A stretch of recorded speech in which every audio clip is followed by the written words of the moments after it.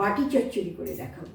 ঝিরিঝিরি করে এই মাছ, যতটা মাছ প্রায় ততটা পেঁয়াজ, হ্যাঁ, দুটো কাঁচা লঙ্কা দিলাম, হাফ টিস্পুন হলুদ দিলাম, একটুখানি জিরে দিলাম, একটুখানি ধনে দিলাম, এই একটু লঙ্কার গুঁড়ো দিলাম। কাঁচা তেলটা দিতে হবে। এই বাটি চচ্চড়ির নিয়ম হলো আপনাকে কোনো ফোড়ন দিতে হবে না, বা কড়াইতে তেল দিতে হবে না। এই মাছের মধ্যেই যা তেল দেওয়া দেবে, এই পরিমাণ মতন নুনটা দিয়ে দিলাম আমি, খুব ভালো করে মাখাবো। গ্যাস অন করলাম, কড়াইটা বসালাম, তার মধ্যে আমি মাছটা দিয়ে দিলাম। বাটিতে যে মশলাটা লেগে আছে, বাটি ধোয়া জলটা, বেশি জল দেবো না কিন্তু, এটা বাটি ধোয়া জলটা দিয়ে দিলাম। আপনার যদি ইচ্ছা হয় শুধু পেঁয়াজ দিয়ে করার, তাহলে শুধু পেঁয়াজ দিয়েও করতে পারেন।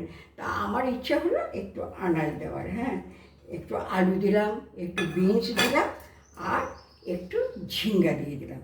এটাকে আমি একটুখানি হাই করে, এটা যখন গরম হয়ে যাবে তখন সিম করে দেবো। পুরোটা সিমে হবে, নাড়াচাড়া করবো না, নাড়লেও খুব আলতোভাবে একটু এদিক ওদিক করে দেবো, কিন্তু ঘাটাঘাটি হবে। হ্যাঁ, আওয়াজ এসে গেছে, এবার আমি সিমে করে দিলাম। এইবারে জল মজে গেছে, আমি হালকা হাতে একটুখানি উল্টে দেবো। ঝিঙ্গাও সেদ্ধ হয়ে গেছে, এইবার আমি একটু ধনে পাতা দিয়ে ঢাকা দিয়ে রাখবো। আবার ধনে পাতাটাকে উল্টে দিই একটু।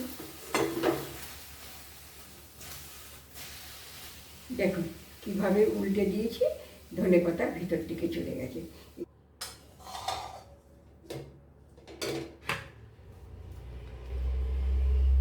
হ্যাঁ, ঝিঙ্গে, আলু আর বিনস দিয়েছে কয়েকটা, পেঁয়াজ দিয়ে মোরলা মাছের বাটি চচ্চড়ি।